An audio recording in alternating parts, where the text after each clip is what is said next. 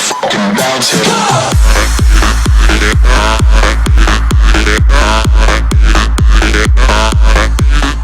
Hey, what's going on everybody, my name's Ashley and welcome to Fixing Falcao. If you do enjoy the video, please drop a like. If you're new to the channel, hit that subscribe button, and if you'd like to check out any social media links or links to previous episodes, they'll be down in the description below. So we're going to move straight on into this episode, guys, and as you can see we have a full silver team now, including 3 rare silver players, so hopefully we can progress through this team quickly in this episode. But we're going to move straight on into the first game, where we're going to be coming up against an opponent who's using a 4-2-3-1 Bundesliga side with the likes of Lord Bentner up front, as well as Hakan Çalhanoğlu and also the 5-star skiller Maxim, and also Maya in the cam positions. And the game starts off with some good play here by my opponent, where he takes a long shot with Çalhanoğlu and smashes it into the back of the net to give him a 1-0 lead.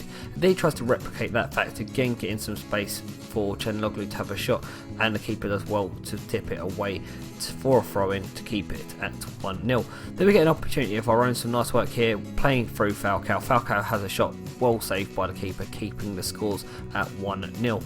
Then we try and play the ball into some open space, get one-on-one with the keeper, and we tried to chip him and chip it straight into his hands, which was disappointing. Then my opponent gets another opportunity just before half-time. Çalhanoğlu finding some space for it. We do make a tackle, but it's full straight back to him. Then he smashed it in the top corner, making it 2-0 to 2 absolutely wonderful long shots. Then my opponent picks up the ball, goes for another long shot, this time the keeper getting it onto the bar, and then we do manage to scramble it away with a brilliant save by my keeper. Then he gets another one-on-one opportunity, this time with Lord Bentner. We manage to palm it away, and my keeper gets up to make a brilliant secondary save. Then we're going to go ahead and get an opportunity from a free kick. We're going to play it back to Gnabry. Gnabry's going to find some space, and he is going to release a shot, and the keeper's going to tip it over the bar to keep the score at 2-0 to my opponent.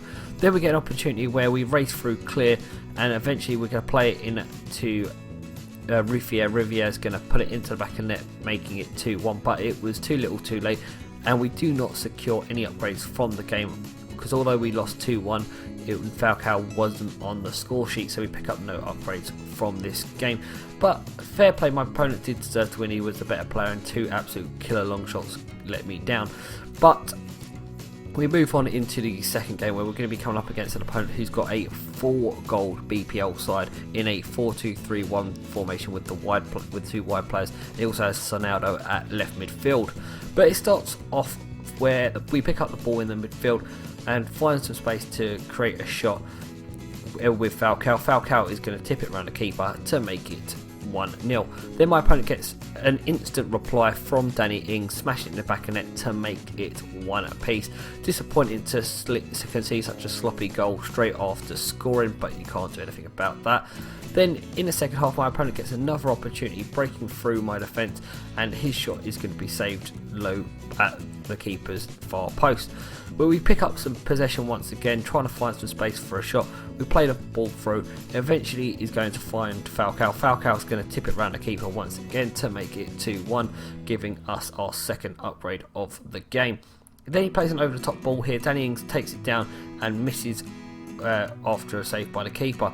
Then once again Danny Ings is finding space within my defence, but his finishing isn't on point, and we do manage to eventually scramble it away, and that's how the game does finish. So we end up picking up the 3 upgrades from the game, 2 for the goals by Falcao and 1 for the win. So we're going to go ahead and move on into the squad section now and make those upgrades.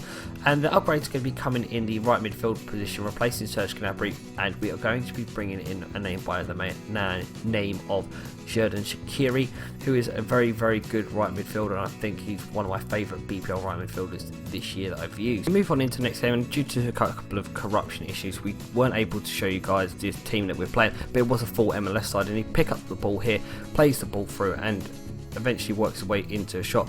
Then from the shot we play it out poorly, give the ball away sloppily, and they find another shot well saved by the keeper, and we do eventually manage to clear it away this time.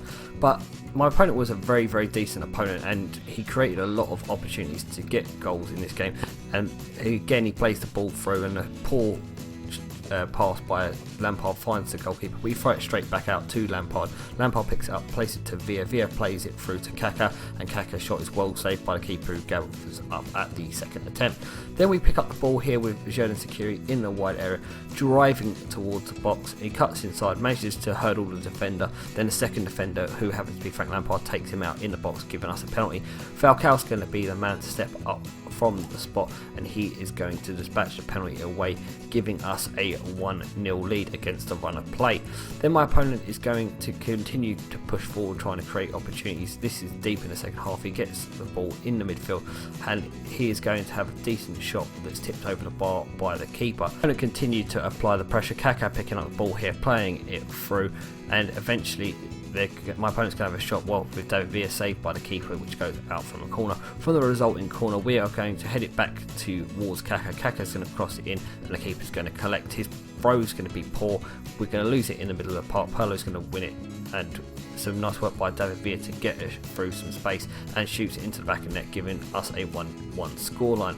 But we were not done there, so nice work by Falcao, using some space to get past the defenders. He is going to turn on the ball, chip it past the keeper to give us a 2-1 scoreline. My opponents continue to try to break us down and find space, and some nice work here by David Villa once more, picking up the ball, having a shot saved by the keeper, and it's going to be tipped away for a corner. Then from the corner, we're going to swing it in. Keeper's going to punch. It's going to fall to Pirlo. Pirlo is going to have a long shot, well saved by the keeper, to keep the scores at 2-1, which was how the game did finish. So we pick up the 2 upgrades from that game, the 2 goals by Falcao plus an additional upgrade for the win. So that makes a total of 3 upgrades. So we're going to go into the squad screen now and upgrade our last player, which is going to be all 3 upgrades in the goalkeeper position, and bringing in Victor Valdez, as he is a very solid keeper and underused in FIFA. But that's going to bring an end to the episode, guys. I hope you have enjoyed. Until next time, my name is Ashi. Thanks for watching, and goodbye.